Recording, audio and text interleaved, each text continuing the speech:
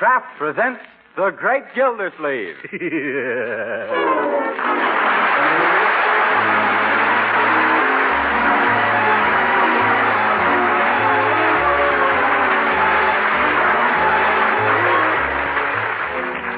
Each week at this time, Kraft presents from Hollywood, California, Harold Perry as The Great Gildersleeve, written by Leonard L. Levinson.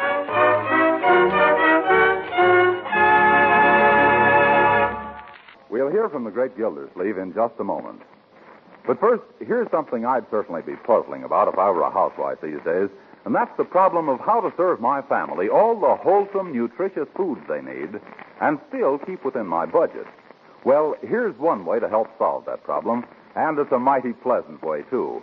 Yes, for nourishment your family needs, and for flavor they're sure to like. Serve them delicious, economical Parquet margarine, made by Kraft. You see, Parquet margarine is a highly nutritious food that's one of the best sources of food energy. And to Parquet's natural wholesome goodness, Kraft adds vitamin A, 9,000 units to every single pound. But rich food value isn't all. Important, too, is Parquet margarine's flavor, that delicate, appetizing taste that makes it the favorite of thousands of families, for table use, for seasoning, for baking, and for pan frying. Just one taste will tell you about Parquet's flavor. So why not try delicious Parquet margarine tomorrow? Yes, ask your dealer for Parquet. Parkay.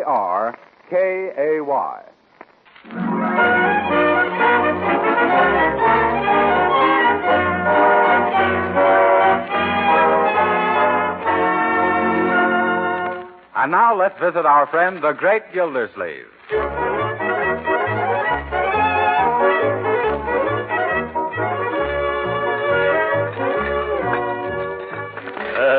Don't eat your luncheon so fast, Leroy. Yes, Leroy. Where do you think you're going in such a hurry? To a fire. Uncle Mort gave me a quarter to burn the leaves. Yes. Say, leaf burning might be a good business for me to go into. Better get outside, Leroy. There's a wind coming up, and you're liable to blow your business right down the street. Okay. Say, did anybody see my sweater?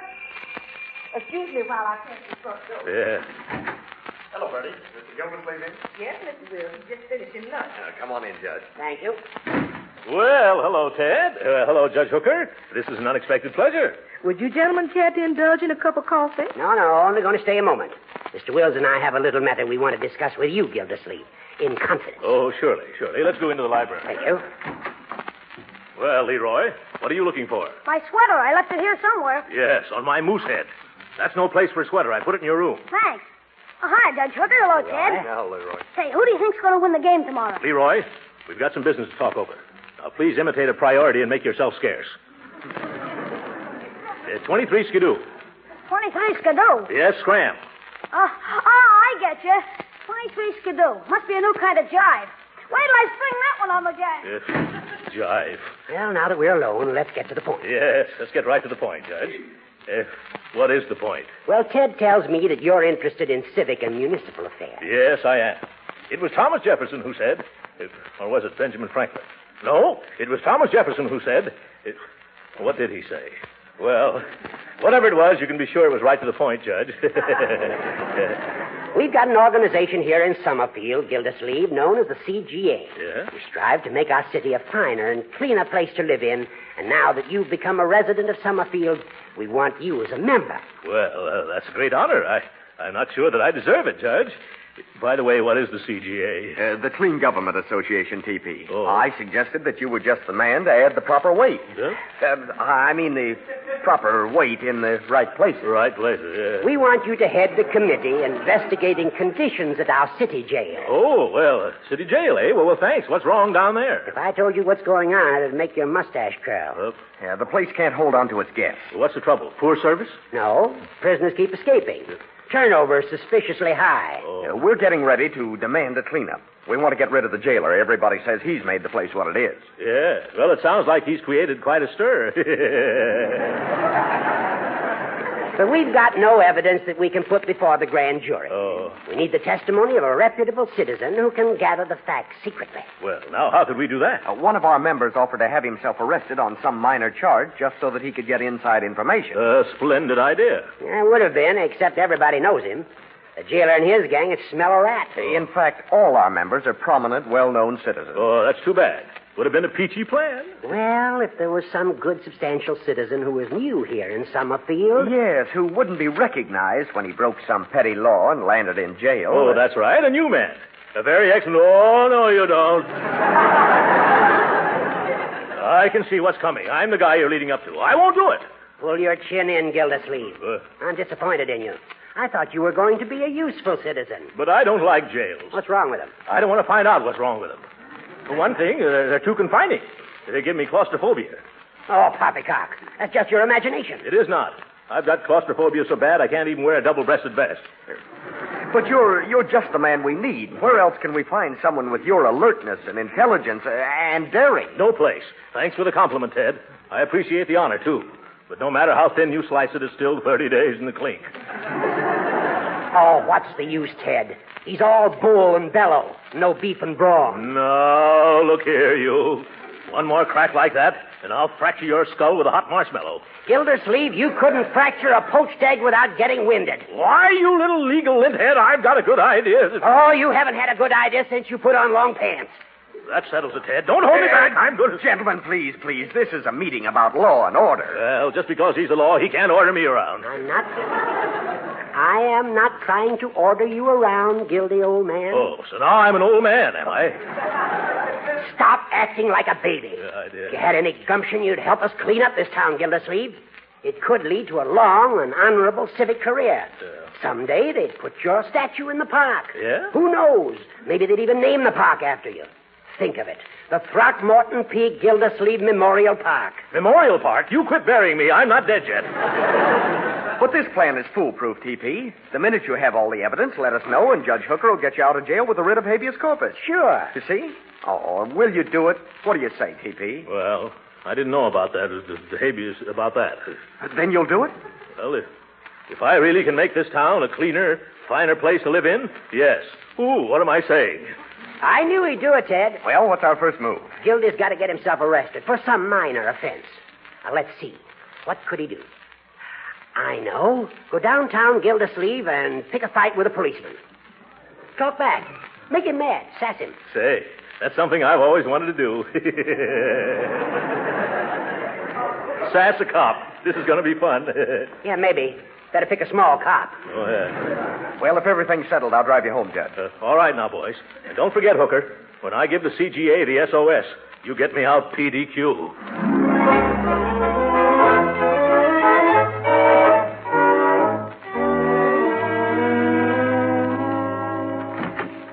Well, children, how do you like your uncle's new fall outfit? Why, Uncle Mort, you look like a tramp. Yeah, what's the idea of the dark glasses? I'm going downtown to have myself arrested. What's the matter? Lose a bet on the Dodgers? You... No, Leroy. I'm only doing this to help make Summerfield a finer, cleaner place to live in. Not going to jail? Yes. Now, don't tell a soul, but I'm going there to investigate conditions for the Clean Government Association. Oh, I didn't understand. Oh, don't you get it, sis? Unc's something like a G-man. Yeah. Oh, boy, wait till I tell the gang. Leroy, if one word leaks out about this, I'll be thrown right out of jail. Oh, gee, Unc, I wouldn't want that to happen. Yeah. I'll keep quiet. But I still don't understand why you're wearing those terrible-looking old clothes. Yeah, boy, is that a corny outfit. It's a disguise, Leroy. Do you like it? It's an old sack suit. Sack suit, huh? Looks like I forgot to take out the potatoes. Yeah. Well, it's 7 or 8 years old, Leroy. I wonder if suits fitted tighter then or if I've expanded.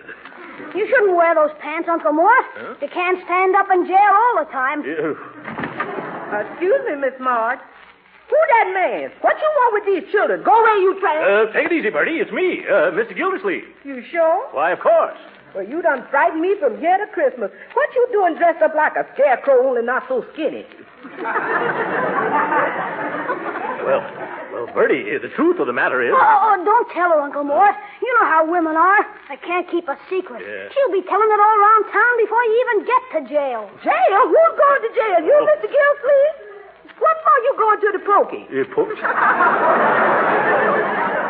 What did I tell you? She's starting to broadcast already. Leroy, you spill the beans yourself. What beans? Now, what's going on around here? Oh, Marjorie will explain to you later, Bertie. And meanwhile, if you just keep quiet and don't mention this to anybody, I'll be able to get in jail without any trouble. You will? Yes. Well, there's a lot of things I could say at this point, but I'm just going to keep my mouth shut. Oh, run along, Bertie. I'll try to explain to you later on.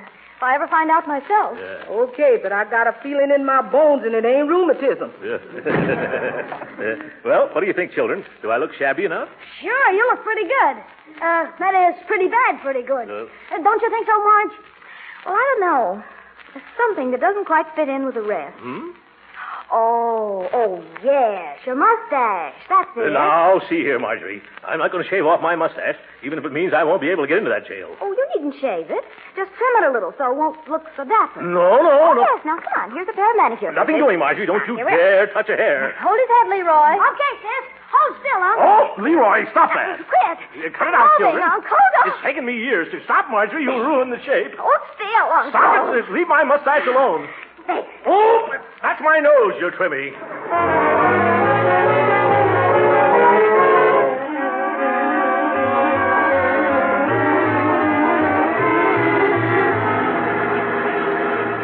Everything all right, Uncle Mort? Well, my upper lip was kind of cold. Keep it stiff, Uncle. It looks great. Yes. Say, is it all right if we stick around and watch you get arrested? I should say not. I wouldn't have even let you drive me downtown if that conductor hadn't thrown me off the streetcar. Say, how do you plan to get arrested, Uncle Mort? Huh? I hope you're not going to do anything against the law. Well, nothing really bad. I'm just going to tease a cop. Will I have fun getting that cop mad? Hey, Uncle Mort, Yeah? stop. I see a policeman. Where? Coming down the street. See him? Boy, is he a big guy, too. Hey, Uncle Mort, you're not stopping. No sense in taking just the first policeman you see, Leroy. Oh, what's wrong with this one? Well, I'd kind of like to shop around for a little while, I mean. But you know how hard policemen ought to find when you want one. Huh? Now's your chance. Gee, Unc, ain't you gonna? Well, all right, if you insist. Come on, Unc. Don't rush me, young man. Well, what are we waiting for? Well, I just don't know how to begin this. Why don't you just bump into him? Look how big he is. There wouldn't be any fun in that. And step on his corn. Yeah, step on his corns. That's like putting one foot in the grave. Hurry up before he passes, Unc. Now, quit pushing me out of the car, Leroy. Now, stop that. Whoop. Oh, Yeah. say, look where you're going, you. You stepped right on my foot. I did, officer? Well, why don't you keep those big, flat feet out of my way? They are big, aren't they? Huh?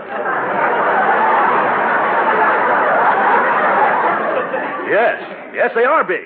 And clumsy, too. That's true. You know, I have the worst time with them, especially when I dance. I'm not interested in your waltzing dogs. Now, out of my way before I get tough. Oh, don't shout. I've got a splitting headache as it is. Oh, you have? I'll shout if I want to. Yes, by George, I'd like to see you stop me. Now, really, mister, if you're going to create a disturbance, I'm not going to stand here and take it. You're not, eh? What are you going to do? I'm going home to bed. Oh! Wait a minute. Aren't you going to arrest me? Oh, no. As a citizen and taxpayer, I insist on being arrested. Well, in that case, you better find a policeman. Yeah. Aren't you a policeman? Don't tell a soul, but I'm just getting home from a masquerade ball. Oh!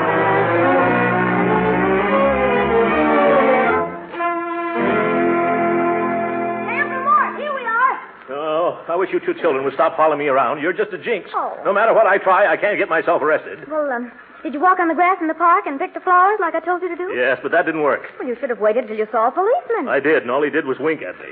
How about jaywalking? They're arresting people for that these days. I tried jaywalking right on a busy street. What happened? A couple of big trucks just missed me and ran into each other. And the officer didn't arrest you? No, he was too busy separating the truck drivers. I even tried to steal a mounted policeman's horse. That should have landed you smack in the hoosgow. Well, it would have, except this was a burglar-proof horse. What do you mean? He just sat down in the gutter and refused to move. Well, maybe you better give up, Uncle Mort. No, sir. I'm just as stubborn as the police department. I'm going to jail this afternoon if it takes me all night. Unc, I've been thinking. I know what'll do the trick. What is it, my boy? What is it? You see that pile of bricks? The bricks? Yes. And see all the pretty store windows? Oh, Leroy, I don't want to hurt those shopkeepers. Okay, then, how about that row of empty stores across the street? You couldn't hurt anybody there. You're a bright boy, Leroy. Now, you children go back to the car and pretend you don't know me. All right. So long, Uncle Mort. I hope you make it this time. Yeah, thanks. Better take an armful in case I miss. Well, here goes. It doesn't seem to attract any attention. I better try again.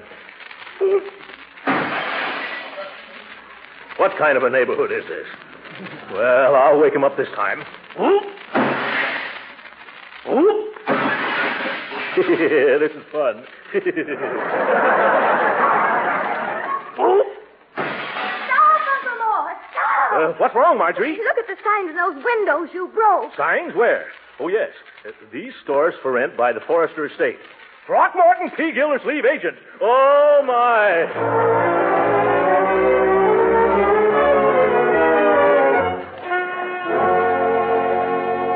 Now go on, Unc. Here comes a guy. Huh? Do as I told you, and I can't keep you out of the coop. Oh, but this is ridiculous, Leroy. I'm a little embarrassed. I'll get stage fright. Well, you said it was for a worthy cause. I'll be waiting, Unc. I don't like this. Excuse me, buddy, but could you spare a dime for a worthy cup of coffee? Why, sure, pal. I've been up against it myself. Here's a quarter. Oh. That's all right. Keep it up. Sooner or later, somebody's going to complain to the cop on the corner. Oh, to think. A Gildersleeve hustling handouts on the highway. Here comes another customer, Uncle Mort. Okay. Makes me feel like a cat. Pardon me, lady, but could you spare a dime for a cup of coffee? Why, you poor man, I'll do better than that. I'm going to take you to the nearest restaurant and buy you a nice hot meal. But, madam, I've had my luncheon already. I just forgot to drink my coffee.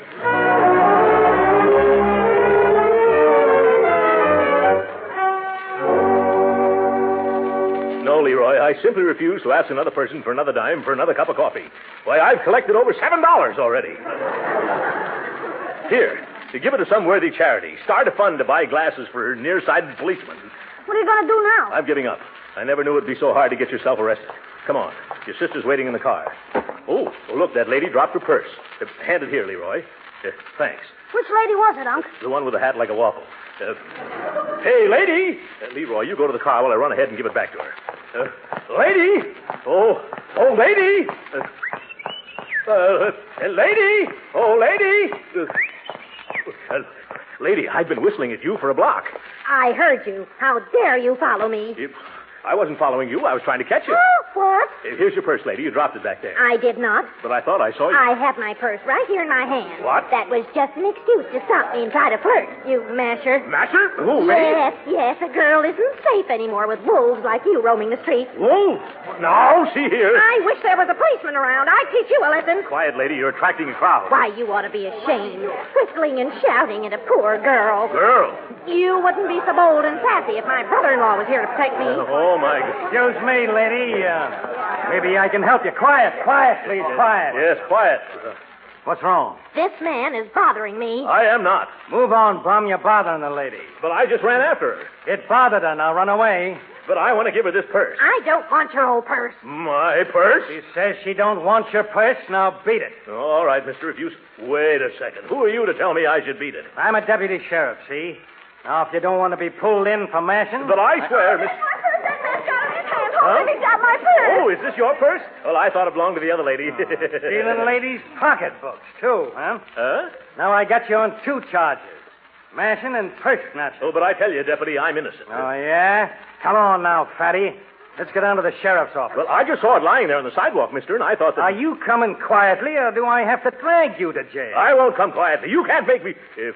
What? You're going to take me to jail? You catch on fast. Well, why didn't you say so? Come on. I just can't wait till we get there.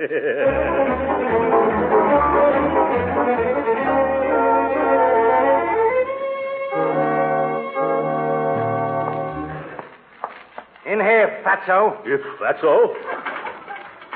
Come on, step in there. You think I'm going to carry you across the threshold? No. I'll walk. Hey, Spud, you got a roommate. Show this guy the ropes. Sure. Well, make yourself at home, Bunky. What's your name? Gildersleeve. Throckmorton P. Gildersleeve. Boy, did you pick yourself a phony moniker.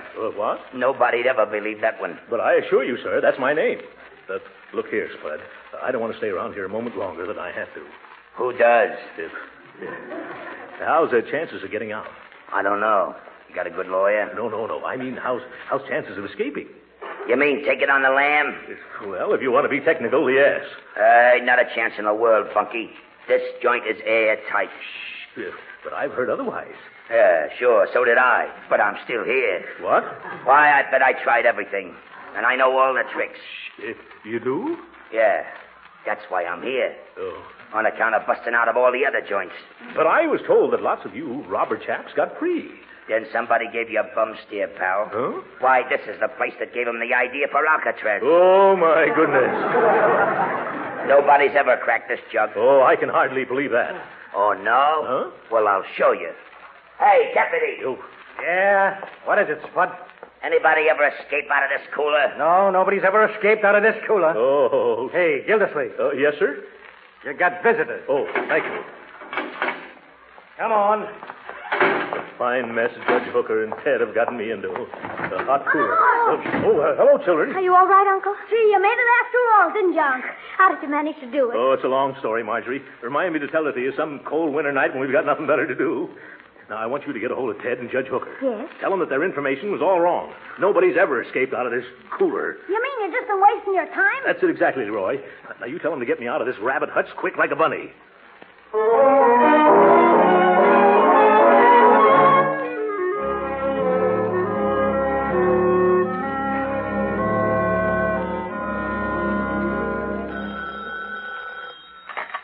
Judge Hooker's chambers. Let me talk to Judge Hooker, please. This is Ted Wills speaking. Oh, sorry, Mr. Wills. He just left. Oh, I see. When'll he be back? Well, in about a week, he said. What? A week? He can't do that. Oh, yes, he can. He's just gone to New York on court business. But he can't go. He's left someone in the lurch. Oh, my goodness. Where's the judge stopping in New York? Well, he hadn't decided. He's going to let me know. What's the trouble? He's left an innocent man here in jail. Oh, that's what all you lawyers say. Oh. Goodbye. Marge, Leroy, what are we going to do? Poor Uncle Mort. Yeah, poor Uncle Mort.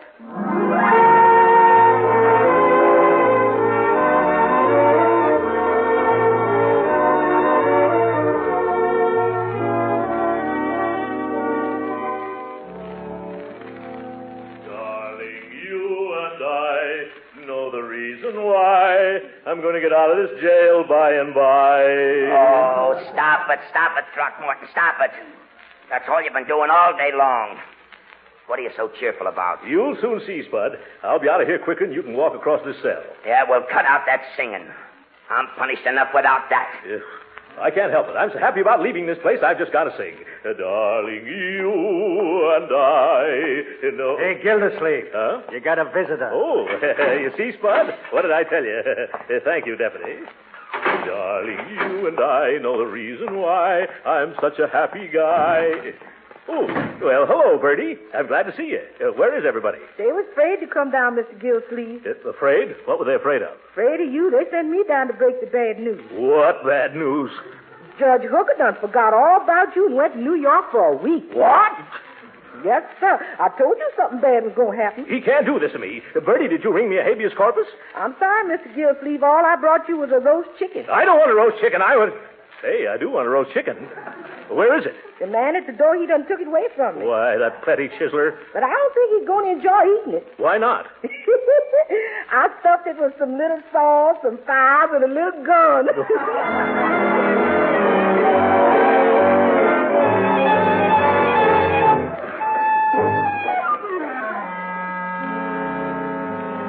Let me out of here.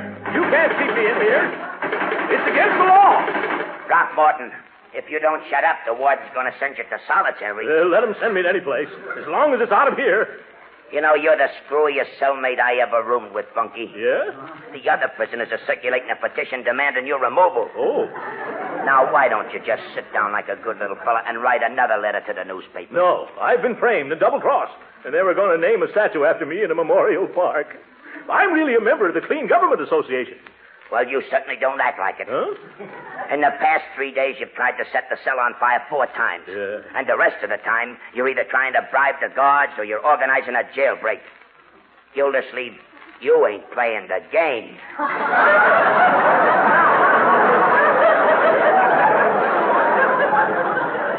I don't want to play any games. I just want to play the anvil chorus on a certain judge's head with a baseball bat. All right, Gildersleeve, get your things. You're leaving. Leaving? I am? Oh, I can hardly believe that. Oh, this makes me very happy. That makes it unanimous. Oh, goodbye, Spud. Try to keep out of mischief from now on, Spud. Well, goodbye, boys. Behave yourselves. Get out of here! Yeah, glad to, Bum. Uncle Mort, you're free. Oh, hello, children. Hello, Ted. Hello, Hooker. Hello. Well, it took you long enough to get me out of here. Now, Gildy, it was all a mistake. Let's not discuss it here. Shall we go? Yes. But first, I want to ask you two great civic leaders a question. Where did you get your phony information? From a fortune teller? It wasn't phony. And why did you have to yell your head off about our investigation? It's all over town now. What difference does that make now, Hooker? There's nothing to prosecute here. The jail is escape-proof. I found that out. And from what I saw, it's run on the level, too. Of course it is. I knew that all along. Then why in the name of common sense did you send me here? That's just it. We didn't tell you to come here, Gildersleeve. What? No, this is the county jail. We told you to go to the city jail. Oh, my goodness.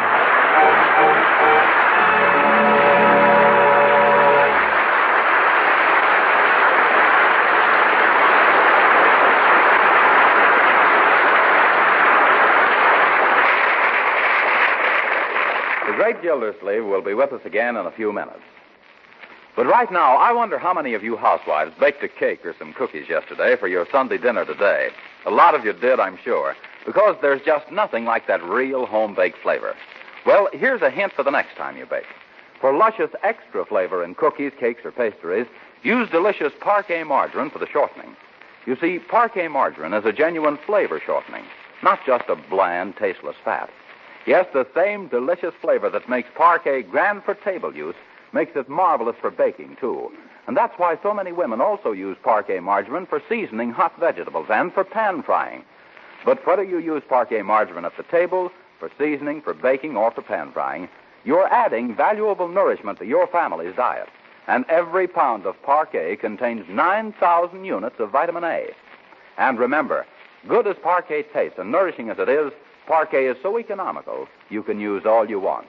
So why not join the thousands of Parquet users and order a pound or two tomorrow? Just ask for Parquet, Parkay. It's the margarine that's made by Kraft.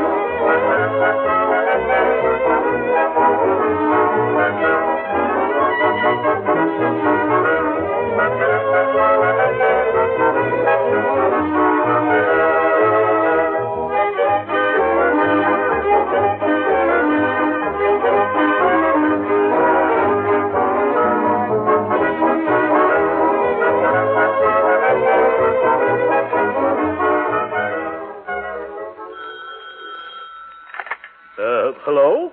Throckmorton? Yes? Throckmorton, this is Spud. I just phoned to tell you I gave you a bum steer. You did, Spud? How? Well, somebody did escape out of that cooler. They did? Who? Me. So long, Throcky. Spud, you're not playing the game. Good night.